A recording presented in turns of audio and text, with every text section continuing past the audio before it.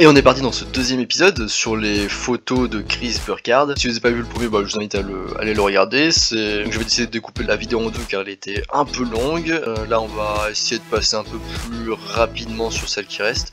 Peut-être à peu près la moitié, donc c'est parti. Alors ici on a une photo en format carré, une fois de plus, parce qu'on est toujours sur des photos pour Instagram. Qu'est-ce qu'on voit ici? On voit aussi les lignes. Là il y a des lignes très importantes ici. La position des lignes.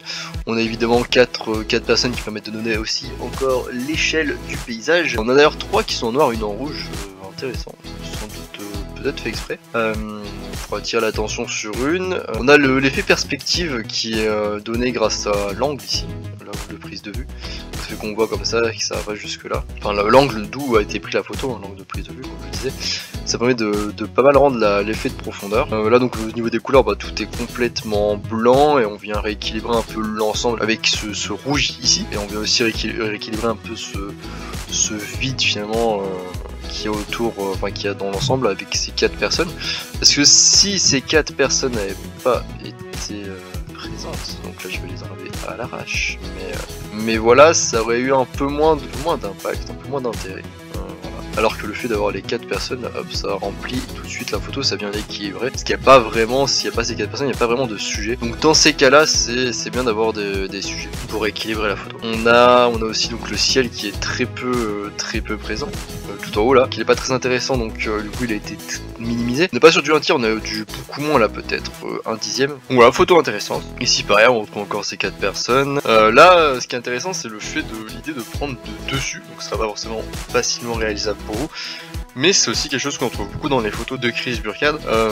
Il prend les photos de paysage de dessus, donc là on cherche pas du tout le côté paysage et profondeur, on a des choses plus abstraites, donc voilà, on comprend moins exactement ce que c'est. Il aime bien jouer aussi avec les ombres de ces sujets. Là par exemple on voit que ce qui est super intéressant, c'est qu'on a l'ombre des personnes qui roulent en vélo. Donc même si de dessus en fait on va pas comprendre ce que c'est, mais en fait avec leurs ombres on comprend ce que c'est. Donc ça c'est une photo très intéressante aussi. Niveau de... ouais là il a un peu mis ici, voilà, ouais, il utilise pas trop, j'ai l'impression, sur Instagram il utilise pas trop les lignes de composition en général. C'est ce qui est assez étonnant, mais en général c'est vrai qu'il utilise pas spécialement les lignes de composition, lignes de tiers. Voilà, rien de spécial à dire, c'est juste l'effet sur les ombres. Que voilà, là aussi on a un grand espace négatif une fois de plus, qui est la montagne, une seule couleur en plus, voire deux on va dire. Globalement marron, des nuances de marron et un peu de blanc. Et voilà, qui est rééquilibré comme d'habitude par les personnages très colorés. Là on a du bleu cyan et du rose sans doute à la fin.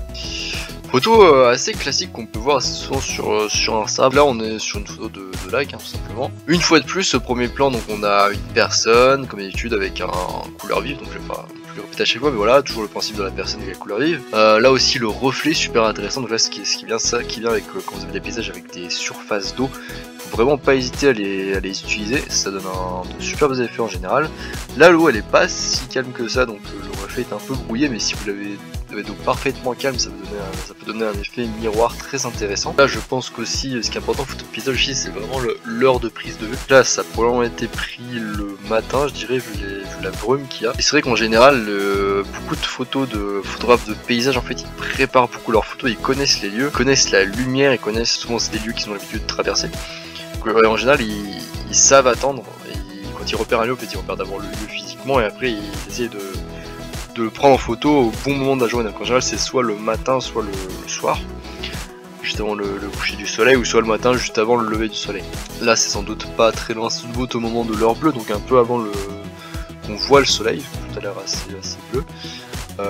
Quoique ouais non, il y a la lumière à droite, donc ça va être un peu après le lever du soleil. Ce qui est sûr c'est que c'est le matin, et c'est une heure le matin, donc où la lumière est superbe. C'est des très bons moments pour prendre des photos, ça aussi c'est important de le noter. On a une symétrie horizontale, aussi un petit peu verticale finalement, elle est très symétrique cette photo.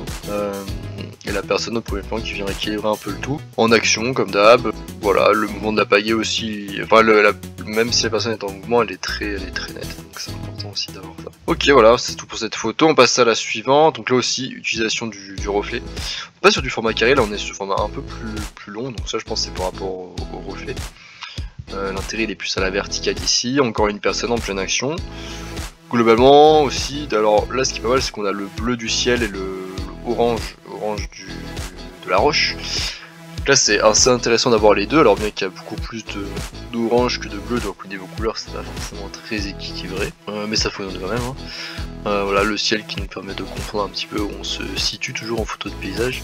Voilà la personne qui permet de mettre un petit peu d'échelle aussi. Il y a la ligne un peu qui fait ça ici qui est intéressante bien sûr. Qu'est-ce qu'on a d'autre? On n'a pas vraiment de premier plan. On comprend aussi qu'il s'est mis assez proche de l'eau, pas non plus super proche, mais il a descendu sa caméra. Intéressant aussi. Ici on retrouve encore une fois le coup du soleil, le soleil voilà qui est sur un bord de quelque chose. Donc là ça fonctionne quand c'est au bord d'un objet. Ici il est au bord de cette roche là. J'avais pas remarqué mais il y a une personne ici, j'avais pas remarqué au début. Mais voilà, bah justement on en remarque pas très bien parce qu'elle est de la couleur un petit peu de la roche, elle est jaune, le reste est orange. Le soleil est pas très haut donc ça aussi ça doit être vers le matin sans doute, ou vers le soir, c'est pas en plein milieu de la journée. Voilà, voilà encore le principe de prendre les photos de paysage à une heure intéressante. Là peut-être qu'il a un peu plus respecté la règle des tiers, ouais, pas tant que ça. Donc photo très intéressante aussi, on a une forme, on a un peu l'effet de frame finalement, ici avec la première forme des rochers. Et pour la profondeur, voilà, on a l'effet de profondeur parce qu'on a une sorte de premier plan comme ça qui vient ici. Et après on a l'arrière-plan, enfin le second plan ici. Donc on voit bien qu'il y a une différence, on a un petit peu l'effet de profondeur. Et le ciel. Le ciel, donc on n'a pas beaucoup de détails dans le ciel, par contre beaucoup de nuages apparemment. C'est vrai qu'il met assez peu l'accent en général sur les détails dans le ciel, j'ai l'impression, dans ses photos. Et il met pas beaucoup de ciel dans ses photos généralement. Mais il en met toujours un peu, je pense, parce que c'est important au paysage, à moins de faire de l'abstrait, d'avoir un repère, savoir où est le ciel. Donc là il est plutôt à un tiers, je dirais, un tiers de ciel. Donc, photo intéressante aussi, sympa. Là, on a aussi, ah oui, l'effet intéressant en backlight ici, c'est qu'on a les feuilles qui sont transpercées par la lumière. C'est pas mal aussi. Donc on a l'impression qu'ils sont un peu lumineux les arbres. Ce qui est un effet intéressant. Comme d'habitude aussi très peu de couleurs différentes, En gros on a le orange ici, on a le ciel là ici blanc, bleu. On a ici l'arrière-plan là, enfin le second plan avec la roche un peu bleu orange. Voilà. Photo suivante si ma souris le veut bien. Alors cette photo là, on a plein de trucs, on a l'eau qui est un petit peu prise en mouvement, donc avec une vitesse d'obturation sans doute un peu lente. Pour permettre d'avoir un léger filet d'eau. Là on voit qu'en dessous l'eau elle a un petit peu cet effet aussi mais pas tant que ça. Donc là il est un peu dans un entre-deux. Après je pense que c'est parce qu'il y avait aussi peut-être trop de lumière au-dessus. Il n'y a peut-être pas de filtre ND ou quoi que ce soit, donc il a pas pu peut-être faire de plus gros filets que ça ou comme ça lui suffisait. Ce qui est bien c'est vu que là c'est entre les deux, on voit quand même qu'on comprend que c'est de l'eau. Voilà, on voit quand même que c'est de l'eau. Léger tache ici, léger flair ici. Voilà, on a la personne ici en bleu ciel, donc comme d'hab qui vient bien équilibrer le reste, qui attire l'attention. Après on voit qu'elle regarde vers là, donc on a le regard qui se dirige vers là. Et on voit ça, après ça fait un triangle intéressant. Comme d'hab, pas beaucoup de détails dans le ciel, c'est pas quelque chose qui l'apprécie toute évidence. Un sort de premier plan ici quand même, on a une espèce de frame, un effet de frame aussi avec la roche ici. Intéressant. Bien sûr le lieu qui est superbe, donc ça c'est sûr que le lieu est superbe. Voilà la personne à qui vient donner l'échelle, rééquilibrer avec sa petite couleur, l'eau qui est légèrement filée, le triangle, le framing. Donc voilà, les textures ici qui sont très intéressantes bien sûr. Photo d'après, ici voilà ce qu'on a, c'est pour une fois vous voyez, il y a un ciel intéressant, donc là il va laisser beaucoup de place au ciel. Donc là l'utilisation du reflet, voilà, ce qui fonctionne très bien, la voiture pour le côté aventure. Ce qui est cool c'est qu'il a rajouté des personnes par-dessus, il n'aurait pas été forcément obligé, tout le monde n'y aurait pas pensé, mais c'est quelque chose qui fonctionne bien, en plus il les a mis de manière assez harmonieuse on va dire. Voilà, ça fait une personne un peu plus haute, puis là ça redescend. Donc c'est pas être un détail, mais c'est intéressant quand même. Que les personnes soient dedans ou soient pas du tout sur la photo. C'est vrai que c'est pas mal. Du coup, on comprend qu'elles observent un peu tout ça. Ça doit être un phénomène un peu spécial, parce que là, les nuages sont un peu en forme de tornade, on dirait, de tourbillon. Là, voilà, évidemment, là on a aussi la lumière qui est superbe, qui vient de Blur, il va prendre ça un peu avant, voire pendant le coucher du soleil même. Le soleil est en train de se coucher là à mon avis, il est en train de disparaître. Et ça fait que ouais, la lumière elle est juste incroyable quoi. La lumière elle est rose, orange. Ça vous pouvez l'avoir vous aussi, même en France, cet effet là. Ça joue vraiment là sur la photo, c'est vraiment la lumière qui fait beaucoup de choses et la forme des nuages. Pas de premier plan, là aussi encore une fois il se rapproche de l'eau. Voilà, c'est un peu toujours finalement les mêmes techniques, vous voyez, c'est pas si compliqué, enfin c'est compliqué ça. Ce que je voulais vous montrer aussi avec tout ça, c'est qu'en fait vous pouvez très bien appliquer assez facilement comment font les autres personnes. Et souvent on regarde que techniquement il est pas, notamment au niveau de l'exposition, il est jamais forcément parfait, très loin de là. On a très peu de... Alors je sais pas si c'est la compression Instagram, mais ici on voit qu'on a très peu de détails, ça serait sous-exposé ici. Et il se concentre surtout sur le fait de prendre des moments en fait. Là ici on a aucun détail non plus, alors c'est sans doute à cause d'Instagram. Et c'est aussi ça qui est intéressant, c'est que sur Instagram on voit beaucoup moins les choses en fait, on a beaucoup moins de détails, donc si vos photos sont pas parfaites techniquement, notamment au niveau d'exposition, c'est plus facilement pardonnable quand c'est en petit. Encore une fois très simple, hein, le système aussi de couches, j'appelle ça comme ça, voilà, première couche ici, deuxième couche ici, troisième ici, donc on pourrait dire aussi plan finalement, c'est un système de plan.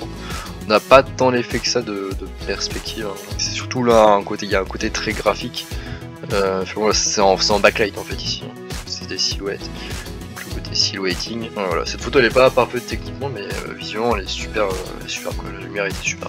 Photo suivante, donc là aussi encore une fois un reflet, il aime bien faire ça aussi, ça revient assez souvent. Un peu de jaune ici qui a rééquilibré les couleurs plus froides ici là, qui sont plus volumineuse, je sais encore très peu de détails, en même temps elle est complètement couverte. Photo d'après. Ça c'est intéressant, il a coupé du coup une partie de la maison, là il a juste décidé de la faire sortir comme ça.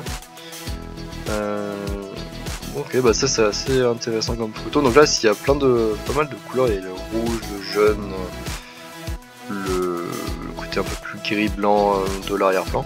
Donc là c'est intéressant, surtout que là ici on a un côté coloré, et là beaucoup moins coloré, mais on a l'espèce de maison qui vient faire un petit peu transition entre la partie colorée et la partie beaucoup moins colorée. Intéressant, donc là aussi photo très simplifiée, hein. Couche ici, couche là, ça fait très remplement en fait. Rien de spécial dire. Après la forme de triangle à la limite, voilà, qui est une forme qui est bien reconnue par l'œil, le côté triangle qui fonctionne bien. Alors ici qu'est-ce qu'on a? Alors ce qui est intéressant là c'est qu'on a en fait, il fait mauvais alors qu'on est dans une espèce de désert, donc là on a un contraste un peu philosophique, mais on a un contraste au niveau du temps quoi. Au niveau il fait mauvais alors qu'on est dans le désert, ça c'est intéressant, je pense que ça doit pas arriver si souvent que ça. C'est des climats Python qui sont très arides.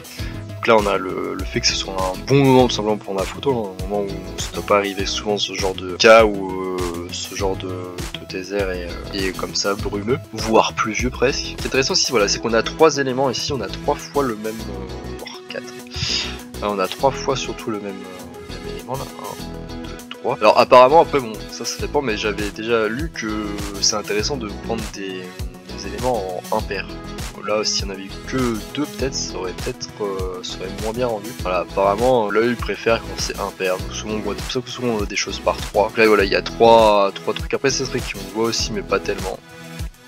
Oui, avec 2, ça aurait été peut-être un peu bizarre, alors que là, avec 3, c'est intéressant.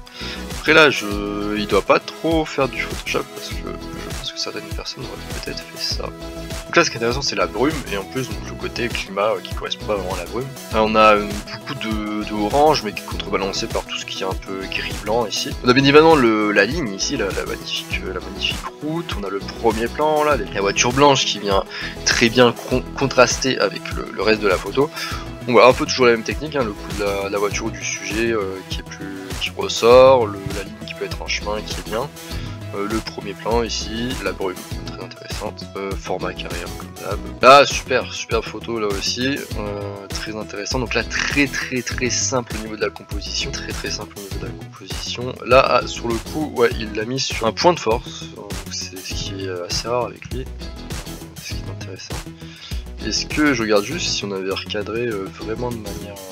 Ouais, non, c'est vrai que ça rend moins bien quand même. Là, je me demande en fait si ça avait tout été parfaitement comme ça, comment ça aurait rendu. Je veux dire, s'il y avait juste eu vraiment l'eau là, sans les montagnes en fait. Donc là, qu'est-ce qu'on a? On a... je teste juste un truc. Hop, là. Comment ça va en... On s'est fait complètement avec le cul. Hein.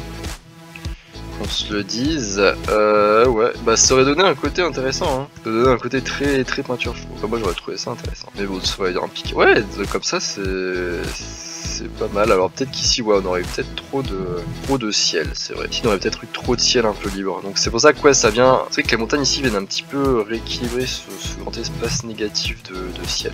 Ici, bien sûr, on a le grand bras de la lumière. Ça, il aime bien. Il fait ça aussi avec les silhouettes. Donc ça, il aime bien faire ça. C'est très intéressant. En effet, là, donc c'est avec la lumière. Cette fois, ça fait un bras comme ça. Très intéressant parce que sans ça, ça aurait été bizarre. bien différent. Ouais, ça aurait moins équilibré, là ça vient un peu plus équilibré. En fait c'est une histoire de couleur hein, là, parce que là on est dans du bleu globalement très froid. C'est vrai que le jaune ici vient un petit peu contrebalancer, donc il y a une couleur chaude vient contrebalancer le reste. Le bateau qui est un peu rouge d'ailleurs aussi, viennent contrebalancer la grande surface de couleur bleue froide. Très intéressant, donc là on n'a qu'un seul sujet, photo très simple au niveau de la composition. Encore plus simple que toutes les autres sans doute. Voilà, on a le... Il n'a pas pris de parfaitement de dos ni de face, il est légèrement, on comprend sa direction, du coup il part vers là-bas, légèrement de pied quoi, pas de 3/4 mais un petit peu sur le côté, donc ce qui est intéressant. Photo 29, alors qu'est-ce qu'on a ici? Encore le coup de la personne, on vous explique pas tout ça, mais la personne encore une fois, c'est quelque chose qu'on, je pense chez les amateurs, on oublie souvent, alors que chez les pros c'est vrai qu'ils le font souvent. Je sais pas, c'est pas forcément que ce soit une personne d'ailleurs, mais c'est vrai que souvent ils font avec des gens. Et souvent le truc qui vous manque, ou vous comprenez pas pourquoi votre photo rend pas bien, c'est que vous n'avez pas d'éléments qui donnent un sens de l'échelle. On a aussi un superbe paysage évidemment. On a une ligne ici, on se dit peut-être que c'est le voyageur qui a emprunté cette ligne, qui du coup cette ligne qui mène jusqu'à la personne ici, intéressant. Donc c'est aussi à ça que ça sert la ligne, parfois c'est à guider le regard et guider le regard vers quelque chose de précis, donc là c'est vers la personne. Au niveau des couleurs on a beaucoup de bleu, de vert dans la couleur froide, et on a le jaune ici qui est équilibré, il prend quand même pas mal de place. Après on a là aussi c'est pas pris à n'importe quel moment de la journée, hein, ça a été réfléchi à ce niveau là. On est sans doute, il y a pas mal de brume là. On est peut-être en début de journée. J'ai vu la brume, je pense que la brume en général c'est plus le matin, moins le soir, donc il va d'avoir pas mal de brume. D'ailleurs ça arrive souvent, ce phénomène, en paysage aussi, une grosse difficulté c'est de pas avoir ce phénomène de voile qui fait qu'en fait vos plans plus à l'arrière sont pas très détaillés, ils ont voilà, il y a une espèce de voile comme ça. D'ailleurs sur Adobe Lightroom il y a la correction de voile. Alors ça marche plus ou moins, je sais pas...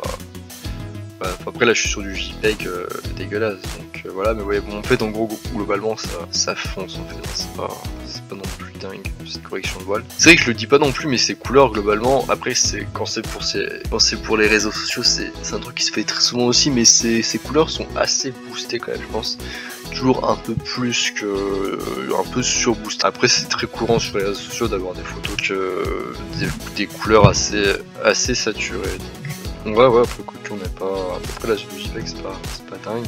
Ça se fait surtout sur les photos de paysage sur Instagram, vous les verrez souvent pas mal saturées. Alors là qu'est-ce qu'on a? On a quelqu'un qui saute du bateau. Après ouais c'est vrai qu'il aime bien finalement mettre un petit peu des montagnes sur les côtés de ses images. Alors je pense que c'est pour le côté contexte en fait. Il a déjà fait ça aussi ici, alors qu'il aurait pu éventuellement cadrer ça. Donc je pense qu'il fait exprès. Oui, c'est quasiment sûr même. Donc aussi hein, il refait encore là. Je pense voilà, c'est pour le contexte, pour remplir un peu aussi la partie ciel. Bon on voit bien que ici le ciel soit assez intéressant. On a donc là aussi il met la caméra proche de l'eau, évidemment voilà encore une fois le même principe, hein, le bateau qui a une couleur assez vive, qui vient rééquilibrer l'ensemble, la personne qui est sous forme de silhouette en pleine action, les 4 membres bien séparés pour comprendre que c'est un humain. Le bateau ici, qui est un très bon sujet. Alors, on pourrait dire qu'il nous mène le regard vers l'eau et qu'on finit par voir ici la personne, ou la personne en premier. Après voilà, encore une fois il n'utilise pas beaucoup les... Alors je sais pas si c'est parce qu'il recadre expressément, enfin... je sais pas si c'est parce qu'il recadre, je sais pas pour Instagram, mais c'est vrai qu'il utilise très peu la règle des tiers. Même là au niveau du ciel, hein, on n'est pas à 2 tiers, ciel, on est un peu plus de 2 tiers ciel. Genre, là il aurait dû faire, les règles disent que c'est bien si on fait 2 tiers de ciel, mais bon, ouais, c'est vrai qu'il respecte assez peu la règle des tiers. Alors, photo suivante. Là c'est ce que je vous disais par rapport aux trois éléments de ça. Il a aussi fait ça, les 3 ici. Donc ça c'est pas mal, alors que si on avait peut-être que 2, ça aurait été sans doute trop bien. Donc là on a les 3, hop, 1, 2, 3. Et on a, donc voilà, ils regardent tous vers le... Bon là, surtout celui-là un peu moins évident, mais il regarde forcément vers la vague. Donc là il y a un peu une histoire aussi qui est racontée, hein. Donc c'est vrai que j'en ai pas parlé, mais en photo, donc on peut raconter une histoire sur sa photo. On n'est pas obligé forcément d'ailleurs de raconter une histoire sur sa photo, mais là on va dire que l'histoire c'est sans doute, on peut dire qu'ici l'histoire c'est juste des surfeurs qui attendent l'occasion de surfer sur la vague. Et là donc là ce qui est intéressant c'est qu'on a effectivement là ce mouvement ici, ce pattern, cette forme ici de la vague. On a aussi du coup les 3 sujets ici bien sûr, 3 c'est intéressant au niveau du nombre. Le fait que aussi soit pris assez proche de l'eau, donc là ça doit encore pris au téléobjectif, hein, ça fait que ça écrase pas mal les plans. On a très peu de profondeur, bien que lui, du coup celui-là là, aide à la perception de la profondeur, qui est un peu plus en avant flou. Après d'ailleurs ici c'est pas forcément dingue, l'arrière-plan, mais à mon avis il doit très peu photoshopper ses photos, parce que ici c'est pas dingue, je trouve. Pas très beau, et même laisser une antenne là. Ici, comme d'hab, le ciel est pas très intéressant, donc il a fait prendre relativement pas mal de place pour un ciel pas très intéressant. Là, je pense qu'il a mis un tiers hein, quasiment là, ouais, il a mis un bon tiers, voilà. 2 tiers, 1 tiers, qui fonctionne bien, c'est pour ça qu'elle prend autant de place, mais voilà. Mais en même temps, ça aurait pas été très intéressant de le faire prendre moins de place et plus de place à l'eau, parce que ça aurait fait plus de bleu encore. Pas très utile. La vague après, comment sont positionnées les personnes par rapport à la vague qui est plus ou moins au centre. Après ouais, si vous voyez le surfeur à gauche, il est sur la ligne. Par contre à la fin on n'a pas le... Ça suit pas jusqu'au bout. Pour cette photo, c'est à peu près tout. On passe à la suivante. Ici on est en backlight, hein, lumière arrière. Le soleil qui est sur le bord d'un objet et du coup qui fait cet effet un peu d'étoile. La personne du coup en pleine action. Voilà, ce qui est super, c'est l'action de la personne qui soit de manière aussi proche et aussi nette. C'est tout l'intérêt de cette photo. L'heure aussi est intéressant, je pense, où a été pris la photo vu les bonnes couleurs ici. Ce qui est intéressant, c'est que c'est une photo voilà sportive, et donc forcément ce qu'on cherche généralement c'est ce qu'elle soit très nette en plein dans une action, donc figée en plein mouvement, et là c'est le cas quoi. C'est très net. Bon, c'est pas si net que ça, après bon, comme d'hab c'est la compression Instagram je pense, mais là on voit bien le détail de l'eau, on voit quand même bien les gouttes, là ici on voit bien l'eau aussi, donc c'est une photo très nette, très intéressante. Là il doit utiliser quand même un petit peu, ouais voilà, vous voyez il a hop, sur toute la ligne là il y a le surfeur, la vague, donc là c'est très bien. Avec le bras là qui part ici. Photo sportive, prise au téléobjectif. Je suis que pas sûr parce que là il n'y a pas là tant de compression que ça au niveau des plans, et on dirait vraiment qu'il est proche, alors je sais pas. Je sais pas comment elle a été, peut-être l'objectif, peut-être pas. C'était l'objectif. On passe à l'avant-dernière photo. Ici, on a une forme, voilà, le triangle. Hein. Le triangle qui réussit. Bien sûr, on met une personne dedans pour le remplir. Ce qui est pas mal. Parce que sans la personne, ça n'aurait pas rendu pareil.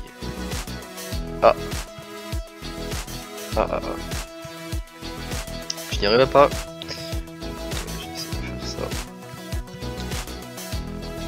Vous l'aurez compris, je le fais à l'arrache, mais ça n'aurait pas rendu pareil. La photo aurait eu moins d'intérêt parce que, comme d'hab, mise à l'échelle. Le compte d'échelle, ça donne un sujet aussi, un véritable sujet. Là, par contre, vous voyez en tenue rouge, donc ça rappelle le rouge ici. On a beaucoup de couleurs chaudes ici qui sont très écrasantes par rapport au bleu en présent plus léger. Voilà. Après, là, ce qui est intéressant, bien sûr, c'est la forme de la roche qui est super intéressante. On dirait que c'est un rocher qui vient se coller à son autre pote le rocher, qui tient presque en équilibre d'ailleurs, on pourrait se dire ici. Donc là c'est vraiment la forme des roches qui est très intéressante avec ce triangle, qu'on remplit pour donner un peu plus d'intérêt avec un sujet. D'ailleurs on a un petit peu de contexte ici, un petit peu d'espace au-dessus, un peu d'espace en dessous, on coupe quand même là, à partir d'un moment. Donc voilà, un cadrage très intéressant. Le ciel très bleu derrière. Ici, après il a pas hésité à zoomer sur son sujet. Et pour finir, dernière photo, cette photo. Donc ici, qu'est-ce qu'on a? On a surtout la photo globalement qui est coupée en deux, on pourrait dire, par cette ligne. Donc on a la ligne ici qui démarque très bien les deux. On a l'escaladeur ici, la personne qui fait de l'escalade, avec une petite tenue rouge qui fait ressortir un peu, mais pas tant que ça, hein, parce qu'on a pas mal d'orange. On a aussi les personnes ici, donc je sais pas vraiment, moi je pense que j'ai plus eu l'œil ici, après on rebondit un petit peu là, comme ça on voit qu'ici il y a un bateau, donc, ce qui est assez intéressant. Là ça a été pris du dessus, là aussi l'angle est un peu, on sait pas trop comment il a fait pour prendre, alors soit il est depuis un autre bord de falaise, il a coupé pile poil ici pour pas qu'on voit qu'on se dise que c'était une falaise, soit il a pris au drone, parce qu'il a aussi un drone. Là il n'y a pas tant de choses à dire que ça, juste voilà, comme d'hab c'est composé de manière très la plus simple possible. Vraiment il y a juste la roche, l'eau, et après il y a deux sujets qui se font écho, parce qu'en bas là il regarde ici la personne qui escalade, donc ce qui est assez intéressant. Et qu'est-ce qu'on pourrait dire un petit peu? Est-ce qu'il a utilisé un petit peu voilà, un petit peu là, les deux sujets sont presque sur la diagonale. Après, ouais, il y a rien de non plus de dingue, mais c'est assez intéressant. merci Free. Voilà, ici effectivement s'il n'y avait pas eu de sujet, en haut à gauche ça aurait pas eu grand intérêt comme photo. Et s'il n'y avait pas eu le sujet en bas à droite, ça aurait fait peut-être un peu vide en dessous. Hop. Ah.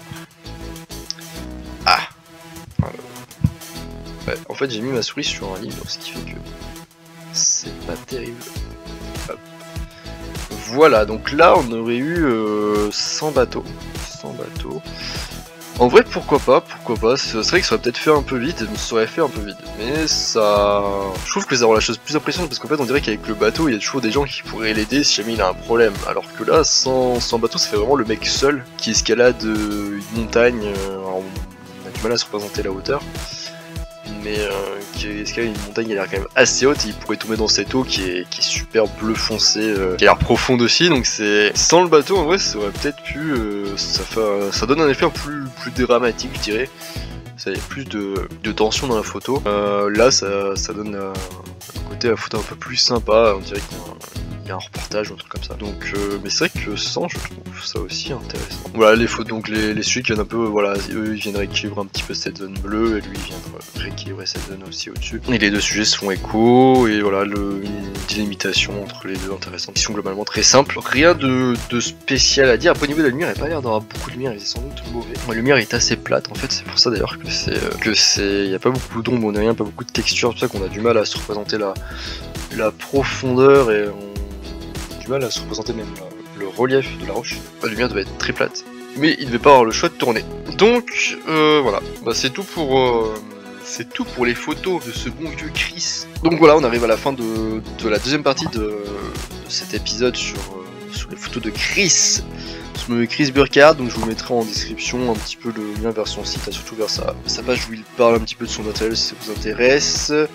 Je vous mettrai aussi peut-être en lien mon article vers la composition et le poids visuel. J'espère que ça vous aura plu, c'est vrai que ça me fait un peu long mais on va pas le temps passer alors que j'ai pas l'impression de dire tant de choses que ça. Et globalement vous voyez il n'utilise pas non plus 50 procédés. Ce qu'on pourrait tenir c'est que globalement il fait des compositions très simples, très souvent très simples, c'est-à-dire que il y a des zones en fait, il y a des zones qui se ressemblent, qui sont divisées en 2, 3, 4 zones globalement. Des zones qui sont très délimitées par des belles lignes en général. Il utilise un petit peu les lignes, les routes, il aime bien utiliser les gens, surtout beaucoup de gens, soit avec une couleur qui ressort un petit peu. Soit qui vient compenser, voilà, soit qui ressort. Il aime bien les effets d'ombre un petit peu allongés ou un peu de lumière allongée. Il aime bien aussi les reflets, il fait pas mal de reflets, l'utilisation de reflets qu'on a vu pas mal de fois. Bien sûr, bon, il est dans des paysages exceptionnels, beaucoup les gens, beaucoup le système de couches aussi qui revient souvent. Il fait voilà, de manière très simple. Très peu de couleurs aussi, de couleurs différentes, je veux dire. Il monte aussi très peu de ciel, parce que bon, c'est pas mal de photos d'ailleurs qui sont prises quand il fait mauvais, et c'est pas forcément en vérité en photo de paysage prendre des photos quand il fait mauvais c'est pas le top parce que la lumière est très plate et du coup on a du mal, du coup on perd beaucoup de relief, donc vaut mieux parfois prendre en plein soleil ou enfin, vaut mieux prendre parfois en plein soleil qu'en lumière plate, couverte. On remarque aussi l'air de rien qu'il travaille beaucoup l'heure, je pense, ou pas comme tous les photographes de paysage vraiment, il travaille l'heure à laquelle sont prises des photos. Donc soit tôt le matin, soit tard le soir. Il utilisait aussi pas mal un peu de framing, un peu de premier plan, un peu de pattern, surtout beaucoup de gens, un peu de premier plan. Ah oui, il a mis aussi le soleil de face, en backlight, quelques silhouettes un petit peu. Il aime bien surtout prendre avec ses photos de surf, il prend surtout des moments. Il raconte pas forcément des histoires d'ailleurs, je trouve, avec ses photos, donc je trouve que c'est pas important. Et voilà, très peu de couleurs différentes sur ses photos en général. Mais sur 3-4 couleurs avec 3-4 plans quoi. C'est vraiment très simplifié et ça marche très bien. Bah voilà, je pense que c'est tout si on devait résumer un petit peu ses photos. Bien sûr il a un matériel de dingue, bien sûr. Mais d'ailleurs pas tant que ça hein, finalement, mais il a un bon matériel. Et il a surtout, je pense, des très bons endroits. Il fait ses photos, très bons endroits. Qui sont souvent l'Islande, hein, qui est un très bel endroit. Bon, bref, je vais pas m'éterniser non plus. Bah, voilà, c'est tout pour cette vidéo. Je vous ferai peut-être comme ça. Abonnez-vous, mettez un j'aime, la cloche, tout ça, et voilà.